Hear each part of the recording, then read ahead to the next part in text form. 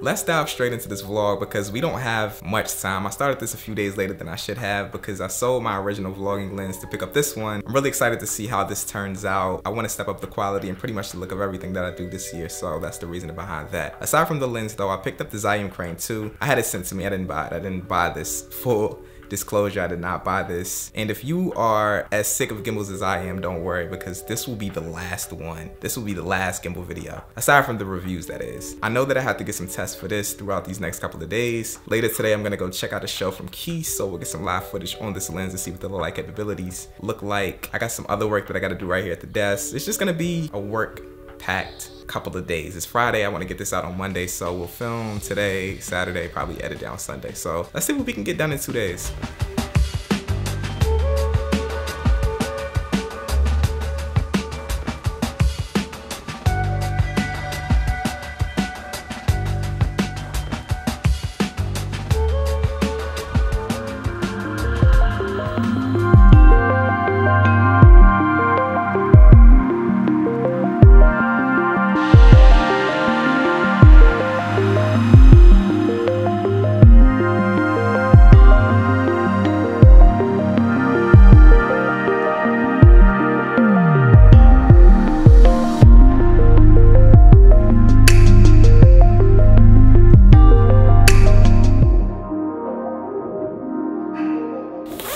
Finally made it back to the house after this show, and I definitely bit myself in the butt by taking that crane into that little small vicinity where all those people were. I wasn't really able to maneuver and do what I wanted to do. Typically when I do film live events or just things where it's super cramped, I'll do handheld or I go in with a shoulder rig or something like that. The gimbal was just definitely not the move for that. If you ever find yourself in a situation where it's not much room to move or it's not really anything that you can do maneuver wise, you probably shouldn't use a gimbal. You're not even gonna be able to tell that you're using a gimbal. You're not gonna be able to demonstrate those smooth floaty motions that a gimbal was used for. It's always a certain situation where an equipment choice is gonna be best for that scenario.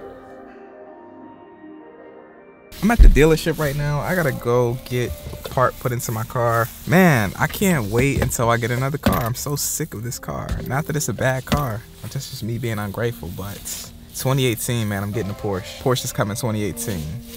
Record this video, make a meme out of this. Porsche is coming 2018. Send it to me when I get the Porsche.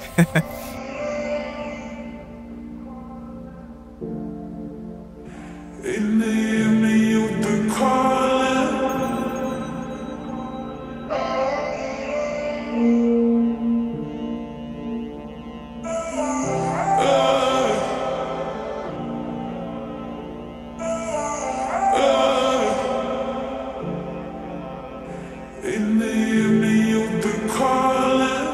Turns out this is gonna take longer than I expected. It's gonna be a few hours, so I'm gonna catch the shuttle back to the house. I wanna show you all the new office and how I set it up now and how it's a lot less cluttered than it was at first.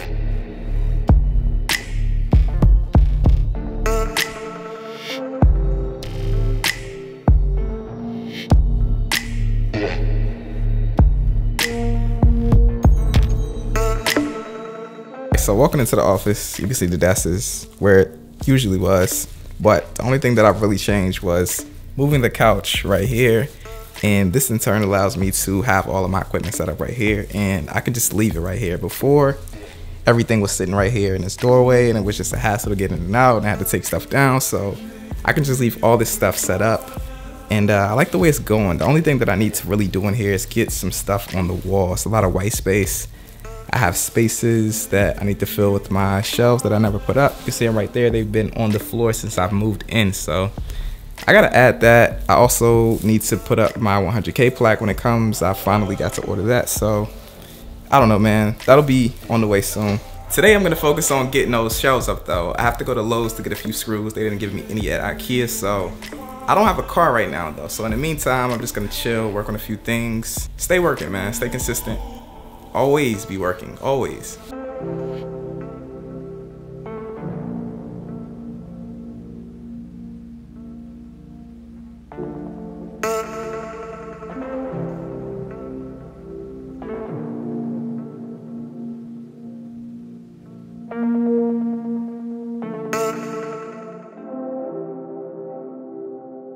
Let's talk about maximizing where we live and not getting discouraged about it. I'm not talking about living in the hood or living in the suburbs. I'm talking about the general environment of where we live and maximizing it in terms of filming. I'm pretty sure your favorite YouTuber, your favorite director, your favorite cinematographer gets to travel to these amazing places in the world, and you have gotten a little bit discouraged about where you live because you feel like you can't create that same type of content solely based on your environment. The key to this is to just maximize your environment and the positives of it. If you live in New York City, go out and capture as many buildings as you can. Go to the city, use it up.